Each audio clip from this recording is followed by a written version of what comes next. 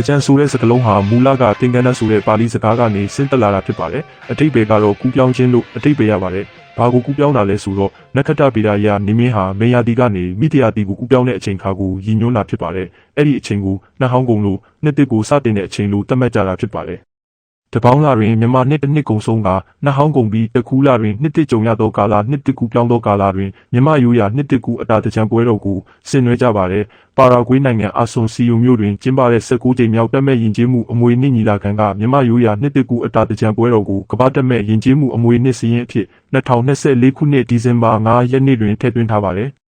တကြံရဲ့တမိုင်းကြောင်းကိုလေ့လာကြည့်မယ်ဆိုရင်အိန္ဒိယနိုင်ငံကဟိန္ဒူဘာသာရဲ့နှစ်တစ်ကူပွဲတော်နဲ့ဆက်ဆက်နေတာကိုတွေ့ရပါတယ်။အိန္ဒိယမှာလည်းဒီလိုချိန်ခါမျိုးမှာရေနဲ့ပတ်ဖြန်းပြီးပျော်ရွှင်ကြတဲ့ပွဲတော်တွေရှိခဲ့ပူပါတယ်။အချိန်ကြာလာတာနဲ့အမျှဒေသအလိုက်ယဉ်ကျေးမှုတွေနဲ့ပေါင်းစပ်ပြီးတော့ကျွန်တော်တို့မြန်မာနိုင်ငံရဲ့ကိုယ်ပိုင်တကြံပွဲတော်ကြီးအဖြစ်တဖြည်းဖြည်းပုံဖော်လာတာဖြစ်ပါတယ်။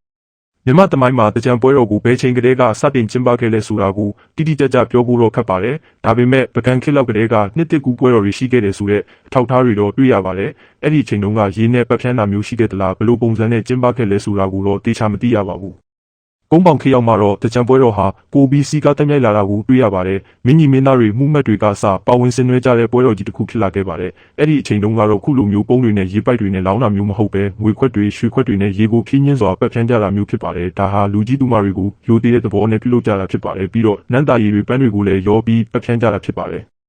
အချိန်တွေတဖြည်းဖြည်းပြောင်းလဲလာတာနဲ့အမျှတကြံပွဲတော်ရဲ့ပုံစံကလည်းပြောင်းလဲလာခဲ့ပါတယ်။အထူးသဖြင့်ကိုလိုနီခေတ်နောက်ပိုင်းမှာတော့ရေပုံးတွေရေပိုက်တွေနဲ့ပတ်ဖြန်းတဲ့ပုံစံတွေပိုပြီးခေတ်စားလာခဲ့ပါတယ်။အရင်တုန်းကဖြင်းညင်းစွာပတ်ဖြန်းတဲ့ယဉ်ကျေးမှုကနေပိုပြီးပျော်ရွှင်စွာရေကစားတဲ့ပုံစံကိုပြောင်းလဲလာတာဖြစ်ပါတယ်။